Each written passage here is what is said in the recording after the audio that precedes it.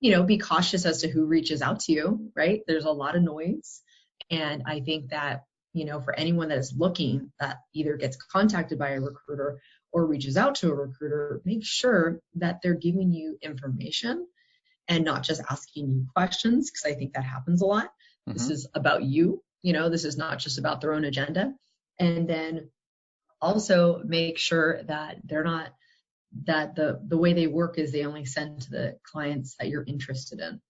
And I think that's a little difficult to control, but it's just nice to then mention, because what happens a lot on the other side of recruiting is they'll be like, oh, cool, this person's so great. I'm going to send this person's resume out to, my 5 clients. And then I'm just going to talk this person into it, and that's just a wrong way to go about it. I definitely think that, a candidate should be open-minded, but if they don't like something, they don't like something. Yeah. So what would you say to candidates who, so I know you work specifically right now with coders in very specific areas, which in one way is I don't know if it's easier or difficult, but at least if nothing else, exactly what their skills and capabilities are. What if there's somebody listening to this who doesn't have a specific guide like coding, but they're more of a generalist and they're good at a lot of different things. They're interested in a lot of different areas. Is that a benefit? Does that hurt them? I think it does, actually.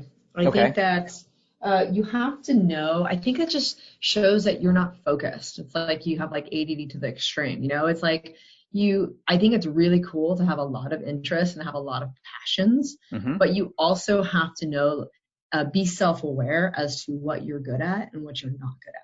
Okay. And I think that's the issue with that when it comes to being too much of a generalist. It's because you never are a specialist in anything. And then I think that also people are like, well, I'm so good at so many things.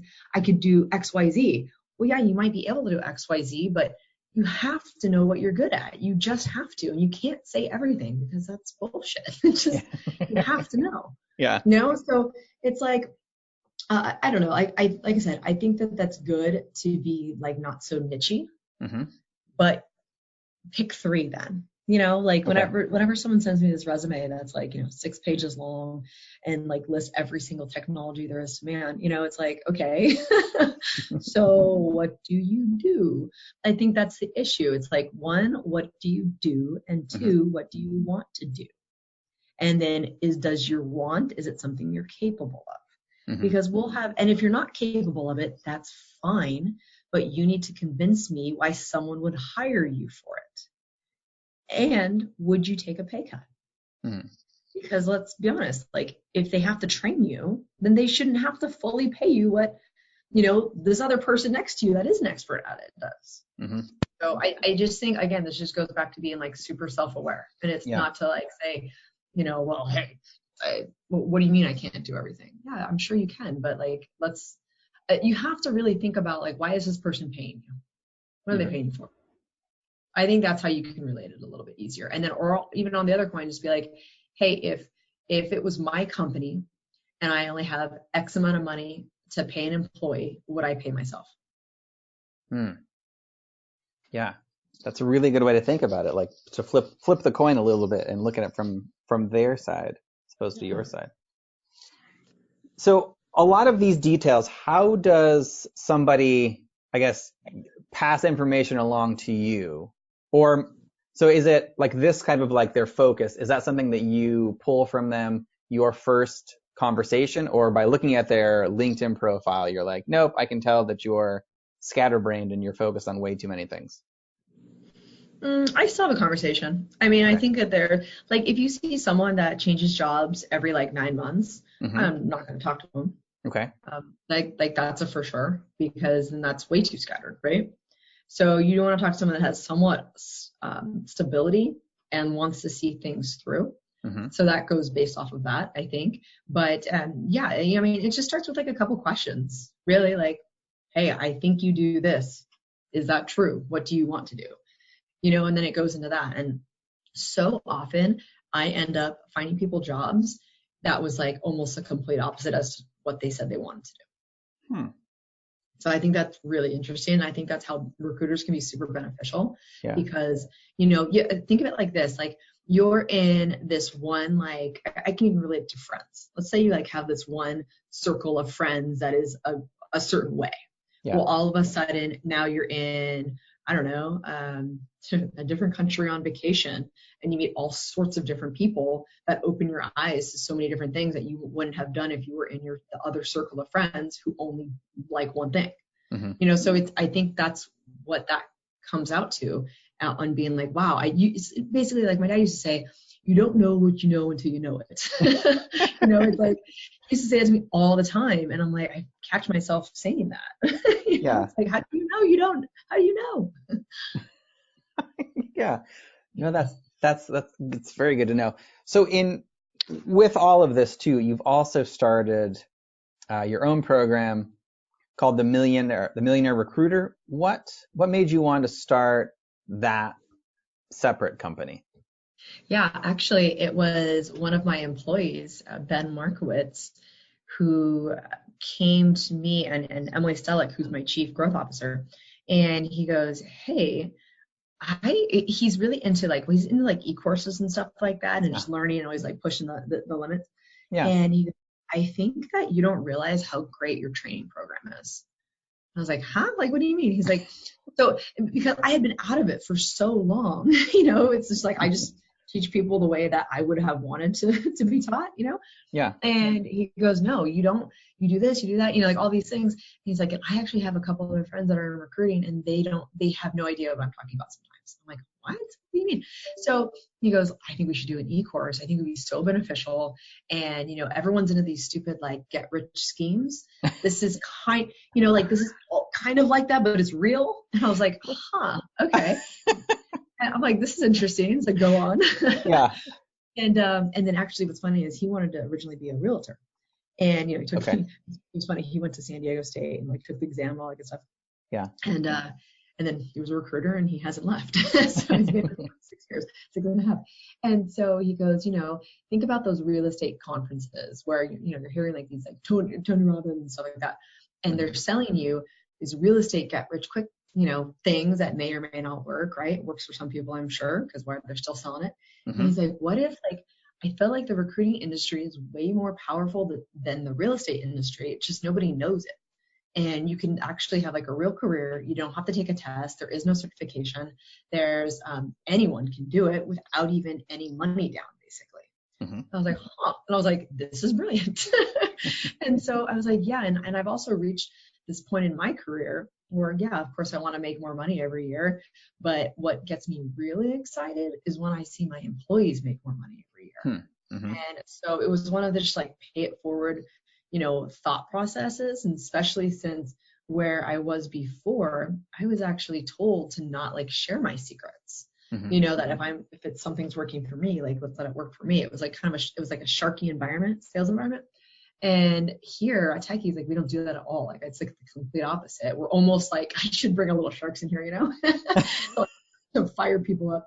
But yeah, so he was like, no, let's do this course. And also it would help you like have like real infrastructure, because what was happening is like I was taking all of my time to train everyone individually, when really it should just be more of a like open up the notebook and it doesn't matter who's sitting in the chair, they're still going to be trained just as awesome, Right. So it was really mutually beneficial for the three of us. And so we did the course, and it's been really, really cool to have people, really go from not knowing what they wanted to do to being really successful recruiters. And, it changes people's lives. Like some people are making, $40,000 a year. It's like, well, I opened 2 offices this year, and more than half of them, it's like they're now making more than $80,000 their first year, so it's like, it's significantly different, which is really cool. Yeah. Oh yeah, that's amazing. Congratulations. Yeah. Thank you. So with the fact that you're so into this space, where do you see the future of hiring or recruiting going in the next, 5 years? Recruiters are becoming more and more involved. Not only are we like a necessity, but we are really involved in companies' success, because it's the most expensive thing a company goes through is hiring. And what's interesting is it's the one thing a lot of companies don't even fully understand. They're like, you do it. It's like, you guys will figure it out. I'm sure this will work out. So it's like we're becoming a lot more powerful in the sense that we are the ones, setting their process up, and we're the ones educating them. And then, with diversity and inclusion work that's finally being done, especially in the Bay Area in general and in engineering, it's huge. So I think, again, it's just I think recruiters now, and this is why I also love my course, is you have to be educated. You have to know what you're talking about. And I don't mean you have to go to, get your 4-year degree. I'm just saying you have to be educated in recruiting, and you're not just, glorified resume senders. It's so much more than that. Right. So, So on the other side of it, like the company side of it. So you kind of talked about how, people can get a hold of you, or you find them on LinkedIn, some other areas. What about on the company side? How do companies find you, or do you find companies? Yeah, you know what? So I've been lucky enough now that I personally don't have to find clients anymore. They find me, through referrals and my recommendations on LinkedIn and stuff like that. So that I'm thankful for. But there's, the other people here, my employees here, they have to find their own clients. And so the way that works is essentially the same way that works with candidates. Is you go on LinkedIn, for example, you go on Indeed. I mean, like I said, LinkedIn's like our most powerful thing, so I'm just going to keep using LinkedIn for now. Sure, okay. Which they should be paying me for. They should. We'll send them a note to Reid Hoffman about this. Yeah, right. So you would go on that, and you would just basically like I said, I'm in engineering and I'm in the Bay, so I'm going to put in looking for jobs as if I was a candidate. And I'm gonna see that Google, Facebook, and Amazon, they're all hiring. Okay, so now I'm gonna reach out to whoever basically posted that job, or who's in charge of hiring, or now what's being more common is who's in charge of recruiting, because they're the ones that really set the scene, set the tone. And so just reach out to them, just tell them who you are. This is what I specialize in. I have a great pipeline for XYZ. Do you need help? And for the most part, they do. Great. That's how it begins. Yeah, that's exciting. So besides LinkedIn, so is there because I know you mentioned before that, there is the tab that you can click on. Is there, for somebody, let's say, who maybe did that on LinkedIn, but hasn't really found a recruiter yet, and maybe it's because they're too much of a generalist. Is there another easy way to find a recruiter in certain areas by like just Googling them, or how does a job searcher find another recruiter? No, I would only do it on LinkedIn. I don't think there's like I really would. And you can put in, you can do a little search. You can put recruiter and like whatever or like whatever job title you want, perhaps is like an easier way to do it. You can like reverse search yourself and just put recruiter in there, and you'll find like a bunch. And you can put in the area you want, and then they're going to come out and just kind of look at their profiles really quick, and you can have a very canned in-mail to connect with them, and you can just send it out, and that's it. Because I think that although there are other sites that are trying to be recruiter heavy and have referrals and stuff like that, I just don't think they're developed enough yet. Like not like LinkedIn is. Yeah. And if you're a recruiter, you're on LinkedIn. Sure. Okay, good. There's plenty of us. Yeah, that's what it sounds like, which is great. So with the different stages you've had in your career, how do you approach times when you're fearful or apprehensive, and how do you work past that? Oh my goodness. So I think a lot of times with any like entrepreneur, any business owner, fear is there for sure, because there's moments. Okay, so for example, I did have a business partner a while back, a little over 3 years ago, and I bought him out. And afterwards, even though I knew it was the right decision, it was something I had wanted to do for a while, it just made sense. It was scary, because I was like, wow, like it's all on me now. Like there is no excuses. There is no like if things go wrong, it's my fault. I can't blame anybody. You know, I